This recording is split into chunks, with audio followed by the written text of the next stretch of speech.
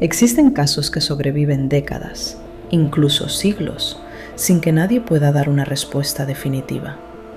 Un avión moderno con 239 personas desaparece sin dejar rastro en pleno siglo XXI. 5 aeronaves militares se esfuman sobre el océano y el avión de rescate también desaparece. 9 excursionistas huyen en medio de la noche, descalzos, hacia temperaturas bajo cero, y jamás regresan con vida. No son leyendas, no son teorías sin fundamento, son hechos reales.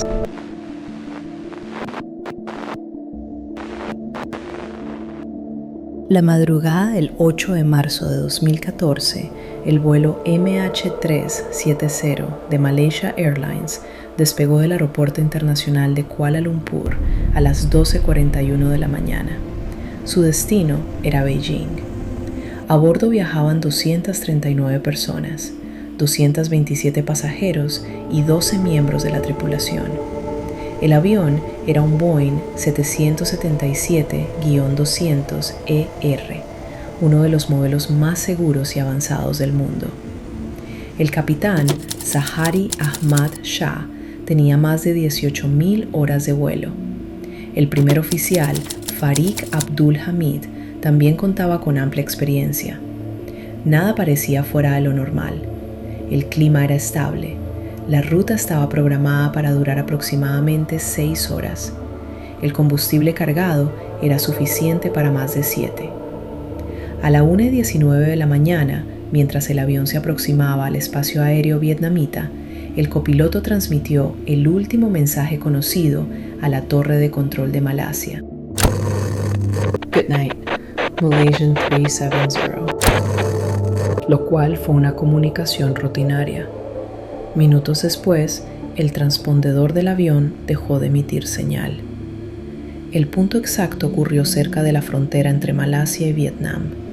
Para los controladores aéreos, simplemente desapareció del radar civil. En un primer momento, se pensó que podía tratarse de una falla técnica del sistema de identificación, pero entonces ocurrió algo mucho más inquietante.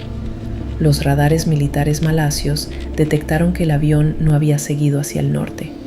Había girado bruscamente hacia el oeste. Realizó un cambio de rumbo casi perfecto. Sobrevoló nuevamente la península de Malasia y pasó cerca de la isla de Penang. Luego continuó hacia el mar de Andamán. Ese giro no fue accidental. Requirió intervención manual. Después de ese punto, el avión dejó de ser visible incluso para los radares militares. Pero el misterio apenas comenzaba. Aunque el transpondedor estaba apagado, el sistema automático de comunicación satelital del Boeing siguió enviando señales. No mensajes de voz, no datos de cabina, solo pings automáticos al satélite Inmarsat.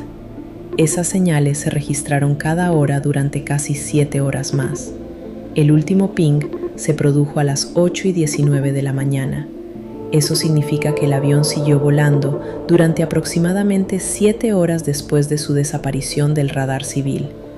7 horas en el aire, sin comunicación, sin respuesta, sin que ningún pasajero lograra realizar una llamada exitosa, sin que ningún país reportara haber visto o detectado el avión en su espacio aéreo. Los análisis matemáticos realizados por Inmarsat indicaron que el avión probablemente siguió una trayectoria hacia el sur, adentrándose en el Océano Índico, una de las zonas más remotas y profundas del planeta. La búsqueda comenzó en el Mar del Sur de China, donde inicialmente se creía que había ocurrido un accidente, pero tras revelarse el giro hacia el oeste, el área de búsqueda cambió radicalmente. Se convirtió en una operación internacional sin precedentes. Más de 26 países participaron. Se rastrearon millones de kilómetros cuadrados de océano.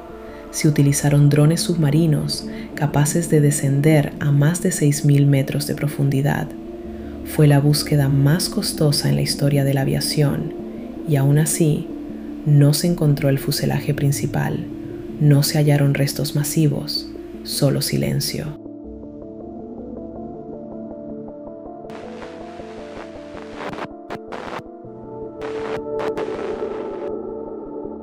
El 5 de diciembre de 1945, a las 2:10 de la tarde, 5 aviones torpederos TBM Avenger despegaron desde la base naval de Fort Lauderdale, en Florida. Era una misión rutinaria de entrenamiento. El ejercicio se llamaba Problema de Navegación número 1, y vaya que sí los iban a tener. Su objetivo era simple: volar hacia el este sobre el Atlántico, realizar prácticas de bombardeo en un banco de arena, continuar hacia el norte y luego regresar a la base. Nada fuera de lo común. A bordo viajaban 14 hombres. El líder del escuadrón era el teniente Charles C. Taylor, un piloto con experiencia en combate durante la Segunda Guerra Mundial. Los otros 4 aviones eran tripulados por jóvenes aviadores en entrenamiento. El clima estaba despejado, el mar relativamente tranquilo. La misión debía durar aproximadamente 3 horas. Pero alrededor de las 3:40 de la tarde, algo comenzó a salir mal. Uno de los estudiantes transmitió por radio: "No sabemos dónde estamos. Creemos que estamos fuera de curso". Poco después, el teniente Taylor comunicó algo aún más inquietante: "Ambas brújulas están fallando". Según los registros de radio, Taylor estaba convencido de que se encontraban sobre los Cayos de Florida, pero en realidad los datos sugieren que estaban sobre las Bahamas. Esa confusión fue crucial. Si Taylor pensaba que estaba al sur, su decisión lógica sería volar hacia el noreste para corregir rumbo, pero si realmente estaba al este, ese movimiento los llevaría cada vez más lejos de la costa. Las comunicaciones comenzaron a volverse erráticas. En una de las transmisiones más citadas se escuchó: "Todo parece extraño, incluso el océano se ve diferente". A medida que pasaban las horas, el combustible comenzaba a agotarse. Desde la base intentaron guiarlos. Se les indicó volar hacia el oeste, donde eventualmente encontrarían tierra. Pero la señal de radio se debilitaba. El último mensaje claro registrado fue alrededor de las 6:20 de la tarde. Taylor dijo que cuando el primer avión se quedara sin combustible, todos amerizarían juntos. Después, silencio. Los 5 aviones desaparecieron. La Marina lanzó inmediatamente una operación de rescate. Un hidroavión PBM Mariner con 13 tripulantes despegó para buscarlos. 20 minutos después, ese avión también desapareció. Un barco cercano reportó haber visto una explosión en el cielo. Se cree que el PBM pudo haber explotado en el aire debido a una fuga de combustible, ya que ese modelo tenía antecedentes de ser altamente inflamable. Pero nunca se encontraron restos concluyentes. Durante días, más de 300 aeronaves y barcos recorrieron más de 400.000 kilómetros cuadrados del Océano Atlántico. No se halló ni un solo fragmento confirmado de los Avengers, ni restos humanos, ni señales claras de impacto. La Marina concluyó inicialmente que el líder, el teniente Taylor, probablemente se desorientó, pero el informe final fue modificado. La causa oficial terminó siendo simplemente desconocida.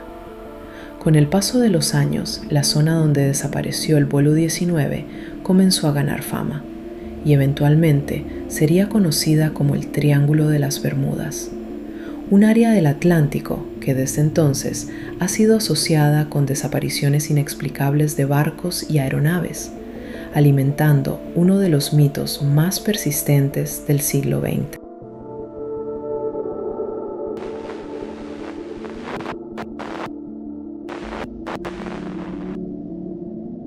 En el invierno de 1959, en los montes Urales de la entonces Unión Soviética, un grupo de 9 jóvenes excursionistas perdió la vida en circunstancias que, más de 6 décadas después, siguen generando debate.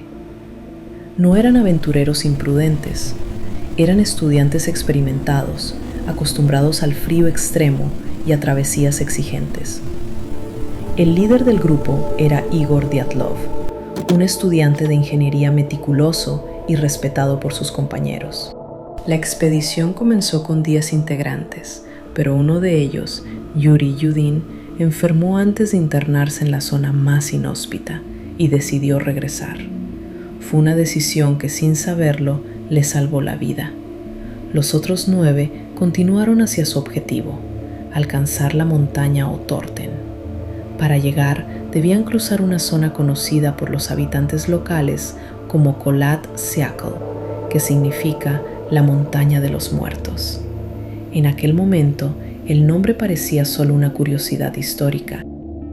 El grupo debía regresar a la ciudad y enviar un telegrama a sus familias y al instituto para confirmar que la expedición había concluido con éxito. Era un simple mensaje de rutina, una señal de que todo había salido según lo planeado, pero ese telegrama jamás fue enviado. Cuando la fecha estimada de regreso pasó y no hubo noticias, al principio nadie entró en pánico. En ese tipo de expediciones era común que hubiera retrasos por el clima o por dificultades en el terreno. Pero a medida que pasaban los días, la ausencia comenzó a pesar. Fueron las familias quienes insistieron primero. Luego el propio instituto presionó a las autoridades. Finalmente, el 20 de febrero, casi 2 semanas después de la fecha prevista de regreso, se organizó un equipo de búsqueda. Al principio participaron estudiantes y profesores voluntarios, compañeros del mismo instituto. Después se sumaron rescatistas experimentados, militares e incluso helicópteros. La operación comenzó en condiciones extremadamente difíciles, con nieve profunda, temperaturas bajo cero y visibilidad limitada. Durante días no encontraron nada, hasta que, el 26 de febrero, divisaron algo en la ladera de la montaña. Era la tienda, y lo que encontraron allí cambió por completo la naturaleza de la búsqueda. La tienda estaba parcialmente cubierta por nieve, pero no parecía haber sido arrasada por completo. Lo verdaderamente desconcertante era que la lona estaba cortada desde el interior. No habían salido por la entrada principal. Habían rasgado la tela como si abandonar el refugio fuera urgente, como si permanecer dentro fuera más peligroso que enfrentar el frío de la noche. Las huellas descendían por la ladera hacia el bosque cercano. No parecían huellas de una estampida caótica. De hecho, muchas caminatas eran relativamente ordenadas. Sin embargo, varios miembros del grupo iban descalzos o con muy poca ropa. La temperatura rondaba los 30 grados bajo cero. En esas condiciones, la hipotermia puede comenzar en cuestión de minutos. Salir así no era una decisión lógica, a menos que algo los hubiera obligado. Los primeros cuerpos fueron encontrados bajo un gran cedro. Intentaron encender una fogata. Sus manos presentaban quemaduras y rasguños, como si hubieran tratado de trepar el árbol, quizás para obtener una mejor vista del campamento o huir de algo que percibían como amenaza. Murieron por hipotermia, según el informe oficial, pero el hallazgo de los otros cuerpos complicó todo. 4 de ellos presentaban lesiones internas graves, costillas fracturadas, cráneos con daños severos. Lo extraño era que esas fracturas no iban acompañadas de heridas externas importantes. No había señales claras de golpes directos o de una pelea. Un investigador señaló que la fuerza necesaria para causar ese tipo de lesiones era comparable al impacto de un accidente de automóvil. ¿Cómo pudo ocurrir algo así en medio de una ladera nevada sin dejar rastros evidentes? Además, una de las excursionistas, Lyudmila Dubinina, daños significativos en el rostro. Las explicaciones posteriores apuntaron a la acción de animales y al proceso natural de descomposición, especialmente considerando que algunos cuerpos permanecieron semanas bajo la nieve y luego expuestos al agua del deshielo. Técnicamente plausible, pero la escena seguía siendo perturbadora.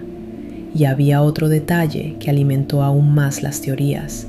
Algunas prendas mostraban niveles elevados de radiación. No en todos los miembros, no en todo el equipo, pero sí lo suficiente como para levantar sospechas en plena era soviética. En mayo de 1959, la investigación fue cerrada con una conclusión ambigua. La muerte fue causada por una fuerza natural desconocida. Los archivos fueron archivados, el área restringida, y el caso quedó envuelto en silencio. Si quieres más casos como este, no olvides suscribirte y dejar tu like. Eso ayuda más de lo que imaginas y me permite seguir trayéndote historias que desafían la lógica.